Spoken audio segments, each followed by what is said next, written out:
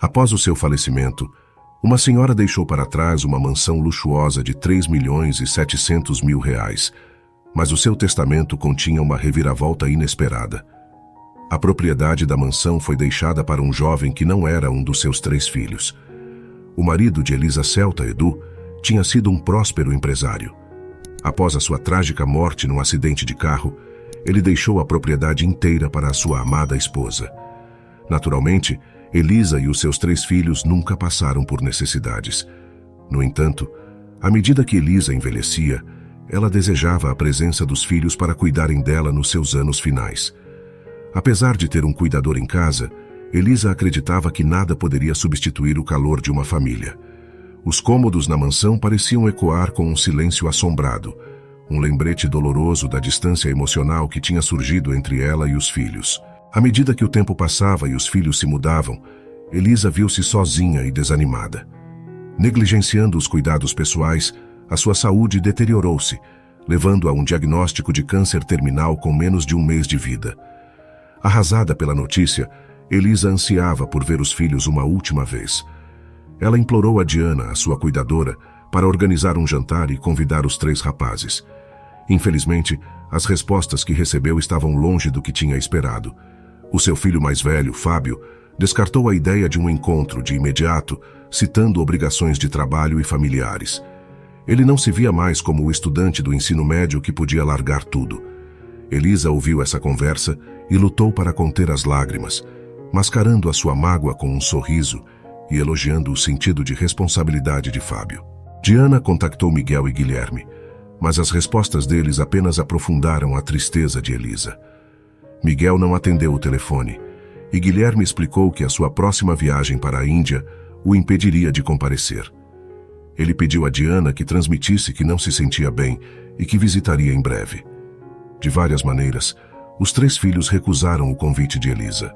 Destroçada, Elisa recolheu-se ao seu quarto, trancou a porta e passou a noite em lágrimas, segurando uma fotografia do seu falecido marido. Peço imensa desculpa, Edu. Acredito que nos concentramos tanto em atender às necessidades dos nossos filhos que inadvertidamente negligenciamos incutir neles a importância da família.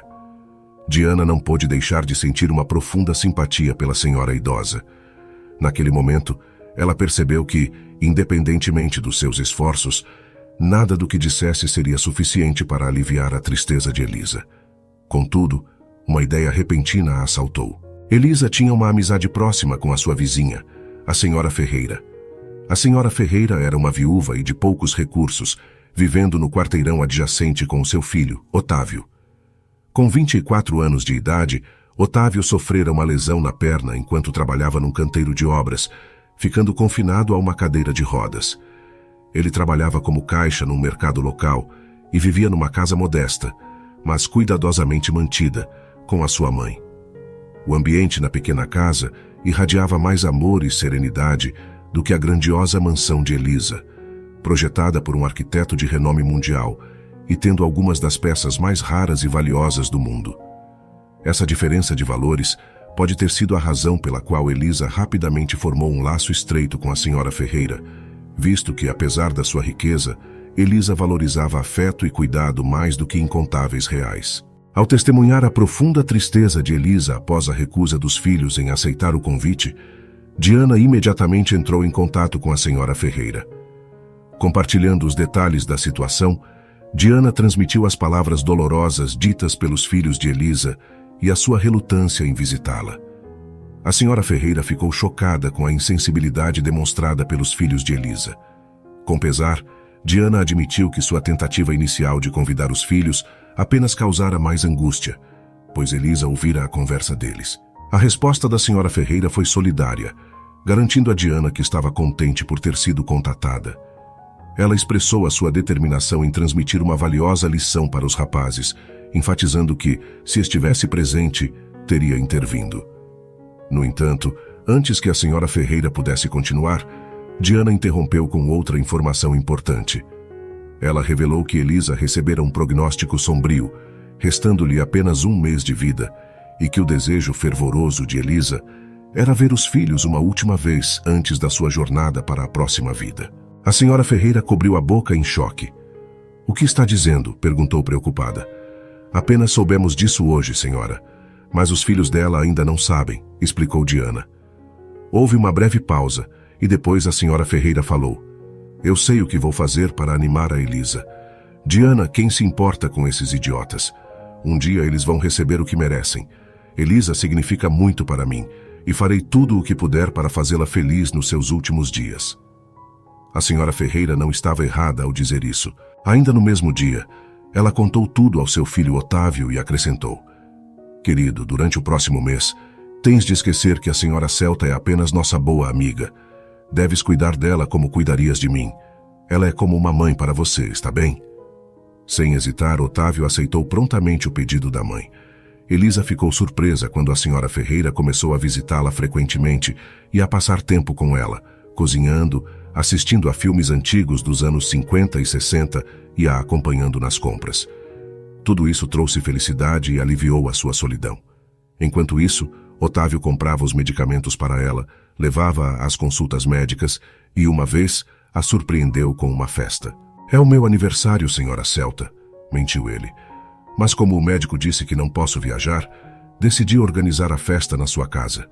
Queria muito que estivesse presente nas celebrações. Com isso, os olhos da mulher mais velha encheram-se de lágrimas e ela abraçou Otávio. Feliz aniversário, querido, e obrigada por me incluires. Meus filhos nunca fizeram algo assim por mim. Otávio sorriu e respondeu. Está tudo bem, senhora Celta. A senhora é como uma segunda mãe para mim. Então eu sou seu filho. Essas palavras significaram o mundo para Elisa. Quase um mês passou assim, e a condição de Elisa começou a piorar nos seus últimos dias. Apenas Otávio, a senhora Ferreira e Diana demonstraram preocupação por ela. Como resultado, ela modificou o testamento, coisa que seus filhos nunca imaginavam.